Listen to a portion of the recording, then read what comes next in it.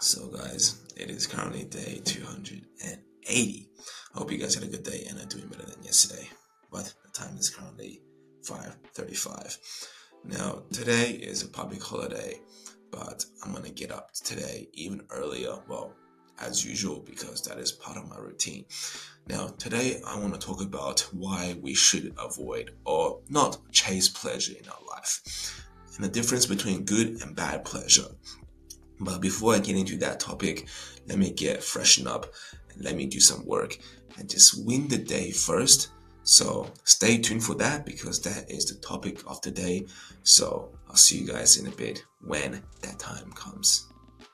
So guys, it is currently about 10:18 and I just stick with my plan and finish my first work block, breaking up this 3 hour chunk into six palatable sizes. 30-minute work block and then 5-minute rest, 5-minute diffuse mode, let my mind go free so that I could reduce this build up fatigue and concentrate back on the problem at hand. And doing so obviously initially felt very dodgery. I didn't want to do the work. I wanted to do something else. I wanted to distract myself. And what I come to realize is no matter what we do in life, we always have that initial feeling of, I don't want to do it. You might like working out, but just the thought of going to the gym, it's just, you're going to have some resistance because we are more likely to just devote our life in pleasure. And this comes to the topic today as to why we can't be so pleasure orientated, that we can't prioritize pleasure above every other means in life. Because if you do so, and if you do prioritize pleasure above everything else, then I could tell you right now that your life perhaps isn't the best life. You may be satisfied, you may feel content, and you may find life pleasuresome, but that isn't a fulfilling life because pleasure is something superficial. It comes and goes. We can create pleasure if we want to, but does pleasure give you any meaning in life? To you, it might does because you prioritize pleasure. But just understand, pleasure won't get you anywhere in life that is worthy, right? Pleasure is superficial. Pleasure is in the moment. And when pleasure is gone, you are left with yourself.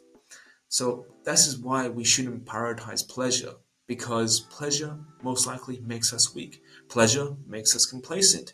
And pleasure isn't really valuable in anyone besides you. So there's two things we should understand also, that there's good pleasure and there's bad pleasure. Bad pleasure is something that you spend most of your time on chasing, something that's not real, something that you make up, and something that perhaps harms your lifestyle. And a good pleasure is a reward system you build up for yourself based on the behaviors and habits you put into your long term goals. And the difference between two pleasures is really that the bad pleasure is something you just do because you want to do it, because you want to get drunk, because you want to talk to ladies, because you want to spend times around the clubs, you want to do drugs. Those are bad pleasures. You do it for the moment. You do it for no other reason than your own selfish needs and gains. But a good pleasure is a reward system you strategically put into place that rewards you based on the habits and behaviors you are doing for a long term goal, the process you are working towards. And a good pleasure simply is a tool that you can use to make your habits and your processes more sustainable and more enjoyable. And we can't use bad pleasures over good pleasures to build habits, to make our processes better. Why? Because bad pleasures are meant to be addictive. Bad pleasures are meant to make you become complacent. Bad pleasures, think of it as something very treacherous to your health, treacherous to your life and ambitions, because they are just so easily addicting, like drinking, like drugs, like pornography. They reward you, they give you so much dopamine hit in the moment that they itself become more of a pleasurable high than the work itself. So a good pleasure may simply be walking around, letting your mind rest, meditating, reading, chatting to your friends, and just exploring nature, right? Those things are a natural high. They give you dopamine, but they are in a subtle level where they don't overpower the habit you're trying to build. Because if you overpower your habits and behaviors with your pleasures, then the pleasure itself becomes a habit and a behavior. So you're then more likely to do the thing based on pleasure rather than doing the task or rather than focusing on the process or the habits. So you might be cold calling, you might be going to the gym, but you're doing that only because then you can come back home, get drunk, get wasted, go to the clubs or watch porn, right? So you got to make sure that the pleasure you set for yourself, the good pleasures, are far from your bad pleasures, and that we should definitely not spend most of our time in bad pleasures. And I definitely don't recommend prioritizing pleasure over life, because we should have strong sets of principles and values to prioritize. And there are many things that we can prioritize based on our own values and desires, but pleasure definitely isn't one we should prioritize over everything else, because then, well, your life is not going to be as great as you could get.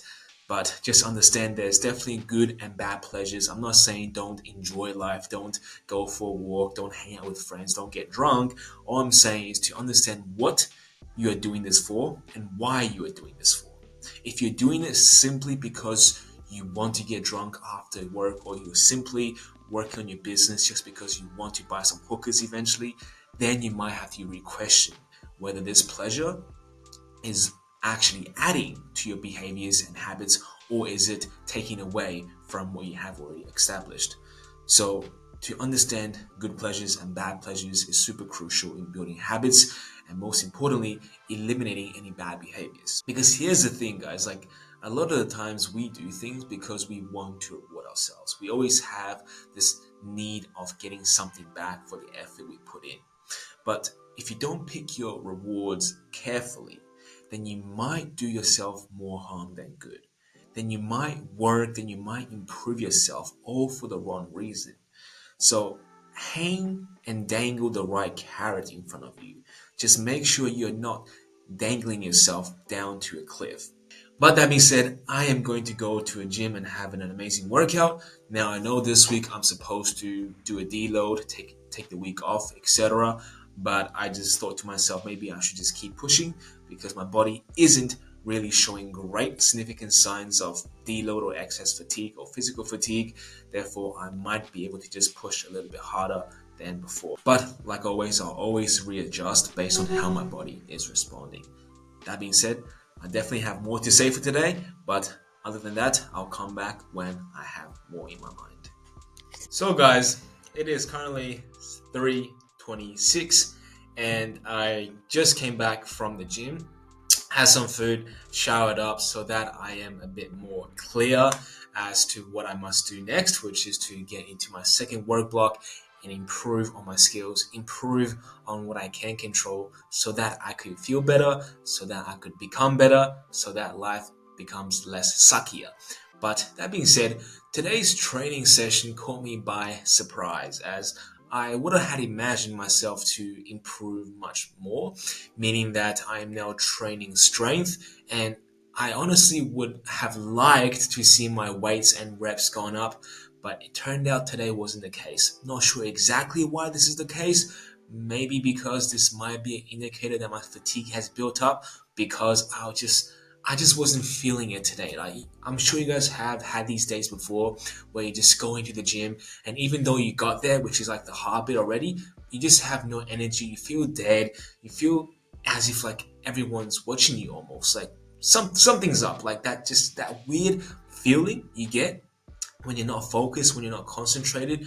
That is pretty much the feeling I had today at the gym. And definitely it wasn't ideal because I didn't progress in my lifts like I had said. So, but either way, guys, that's totally fine. Because one day, who cares, right? Come back tomorrow, and I'm sure I will improve than today. Because, well, if you have one off day, it could be anything. Today you might have just not felt like it. But if you have two off days, then that is probably something you should take into account, and perhaps then your body is telling you something. But if the initial feeling gets you, if the initial fear gets to you, don't let that bother you, because everybody has that first initial feeling, whether it's laziness, whether it's fear, whether it's doubt, whether it's just feeling all shitty. Everybody initially feels that way. But when you manage to push through it, eventually life gets better. Eventually things gets better.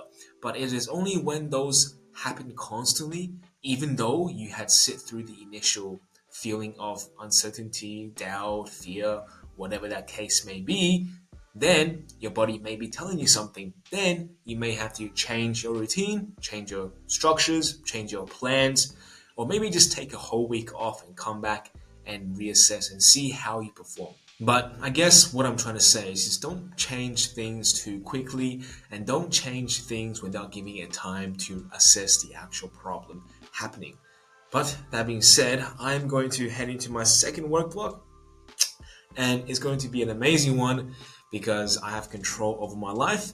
And once you can improve on that, then life gets better, guys. I don't know how else to say this because simply it is that when you have control over your life, when you know that life is in your control, then all the action you make from this day will be of your own making because you are solely responsible for your life, guys. I can't stress this enough. Nobody else is responsible for your failures, for your victories. Yes, people might doubt you. Yes, your family might not support you, but hey, at the end of the day, only you can let their advice or judgment get to you. And if you do, well, whose fault is it? Not theirs, because people will judge you, the world will suck, the world will give you problems, but it depends on how you choose to handle them that dictates how your life will become at the end. So just understand that nobody can sweet talk you to success, nobody can hold your hand to success, and nobody can change yourself unless you make that choice to change, unless you take control of your life. And sometimes it's really that easy said, but sometimes that's not really easily done. Why? Because a lot of the times it is still so much easier for us to just blame someone else, to just kind of point the finger at your friends, at the society, at politics, and all this bullshit. Like, come on, guys.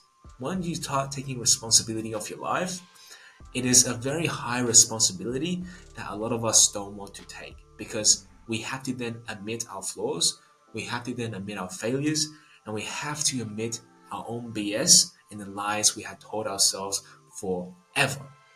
And that sometimes is just too much for one person to tolerate. But if you never handle this truth, if you never own up to your own honest truth, then you'll honestly get worse in life. You can't just stay the same year in and year out. You either go backwards or you go forward in life.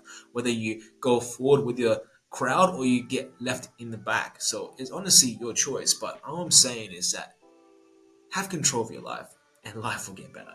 So I'll see you guys in a bit. Hey everyone, it is currently around 8:10 and I am about to finish my day off today. And for the past few hours or so, I have just been trying to get better at what I do because I am tired of not being good at what I do. And once I realized that the only way for me to feel better, for me to get better, is to take control of my life and do something about it. I could just sit here every single day and complain to you guys how life sucks, how I wish I am more competent, and that I wish I am someone better. But the truth is, improving on yourself is a difficult journey. Not because doing the things is difficult, but because we have to do it, which is hard. Because we have to do it, we have to admit to ourselves that we are not great and that we need improvement.